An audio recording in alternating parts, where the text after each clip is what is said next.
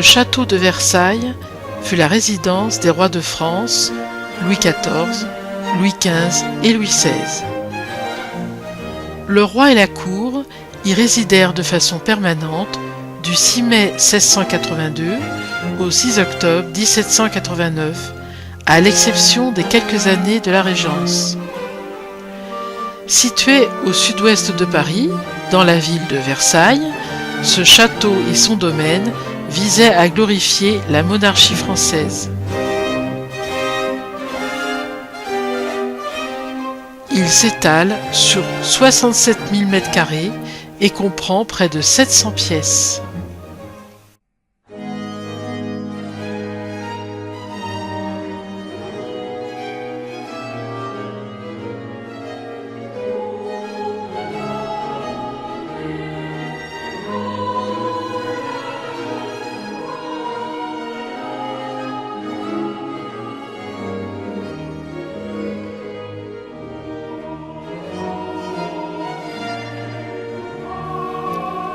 Cet édifice constitue la 5e chapelle construite pour le château.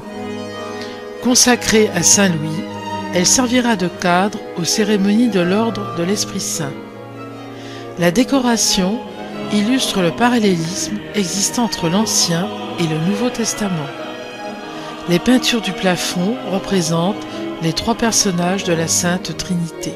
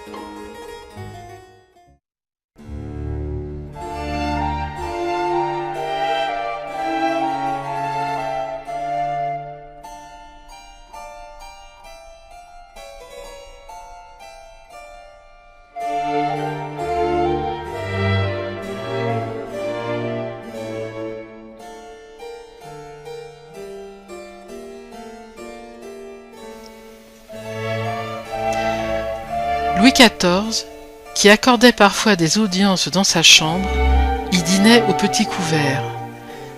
Cette pièce était le théâtre des cérémonies quotidiennes, du lever et du coucher du roi. Louis XIV y décédera à l'issue de 72 années de règne le 1er septembre 1715. Louis XV, qui fera aménager sa chambre à proximité, utilisera cette pièce pour les cérémonies du lever et du coucher du roi. Il changeait de lit lorsque les portes étaient fermées. Le velours cramoisi brodé d'or tendu sur les murs, en hiver, était remplacé par un damas d'or et d'argent sur fond de damas cramoisi en été. Les tableaux accrochés au mur sont, à une exception près, ceux qui seront choisis par le monarque.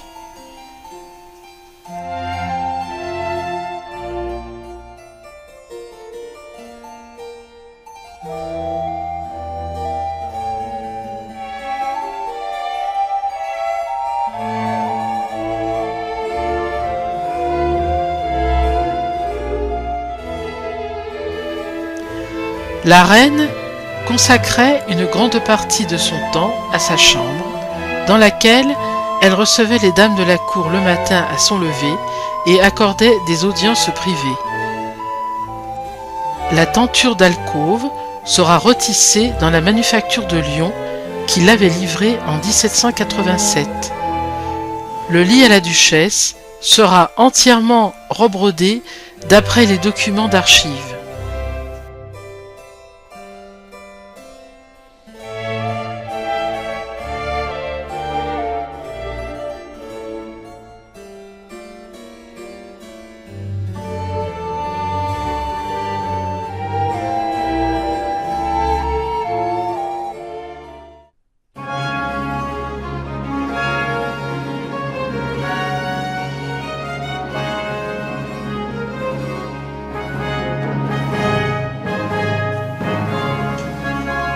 Salle des pas perdus, la galerie des glaces servait de cadre aux audiences extraordinaires du roi, qui faisait déplacer pour la circonstance son trône d'argent de la salle où il accordait ses audiences ordinaires. La foule pouvait assister chaque matin au cortège du roi qui se rendait à la messe. La grande galerie servait naturellement de cadre aux grandes fêtes de la cour, aux bals parés ou masqués des mariages princiers.